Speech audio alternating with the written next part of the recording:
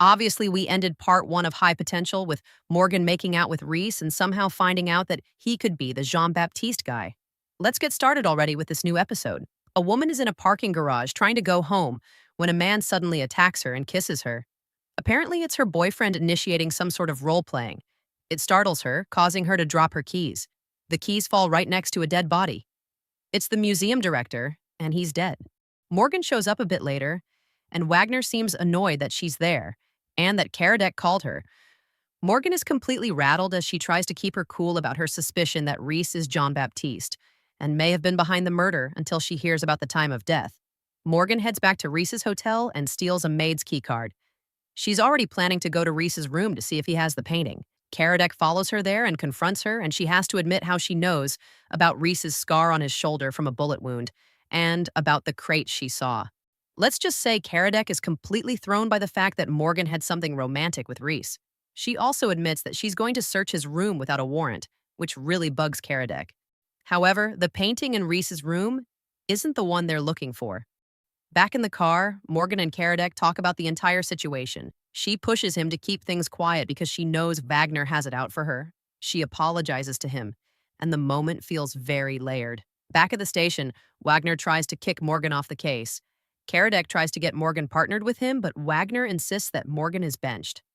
Still, she eavesdrops on everything anyway and goes through the Wiseman family album again. Karadec confronts Wagner about Morgan and insists that he works with her on every case. Karadec officially puts his neck out for Morgan, admitting that he'll take the blame if she messes up again. So he and Morgan head to Cyrus's apartment. But when they get there, someone is already inside. Morgan pulls her usual stunt of asking questions when she realizes that Cyrus's partner may have been behind the theft. Emilio claims to be a language instructor, yet he knows every tiny detail about art collections. Morgan also notices ferric oxide on the table, which is usually used to polish metals but can also be used to make thermite if a little aluminum is added.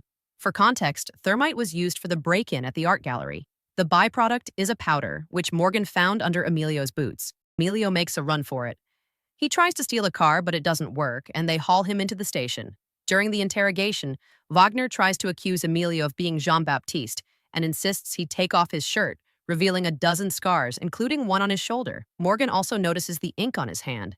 This gives Morgan a clue, and she enlists everyone to search Emilio's office. There, they find the painting. Morgan brings the Wiseman family to the precinct to see it, but the elderly woman says the painting isn't theirs. The eyes are too white. It's a fake. Meanwhile, Arthur calls Morgan and tells her about a guy who attacked him for Roman's backpack. He warns her about the people chasing the bag and the danger this guy might pose to her. Then Selena shows up to talk to him. She asks about the attacker and shows him a picture of the guy. Arthur refuses to go to the station, but Selena gives him her number and insists that the man after him is very dangerous. Back at the station, Morgan realizes that Reese is the one who took the real painting.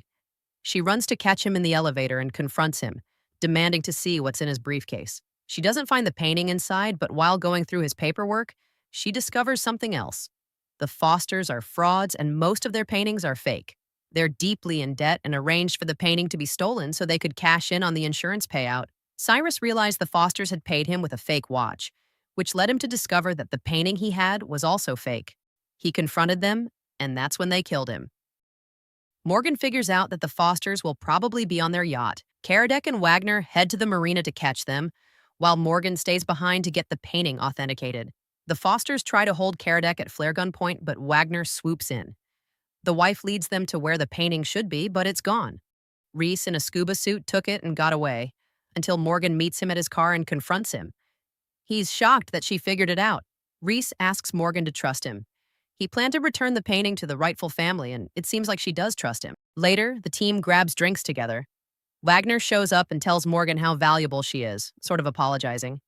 He lets her know she'll be back on the next case. Karadec watches Morgan and Wagner talk at the bar, looking jealous, while the mysterious man who attacked Arthur is also there, watching Morgan. Arthur calls Selena because he's being followed and decides to lead the person to the station. Selena asks him to stay on the line with her, but he hangs up. Then there's an accident, and Arthur is nowhere to be found, which leaves me wondering, what's inside this bag that they're willing to kill for? The Wiseman family finally gets their painting back. That concludes the first half of High Potential Season 2.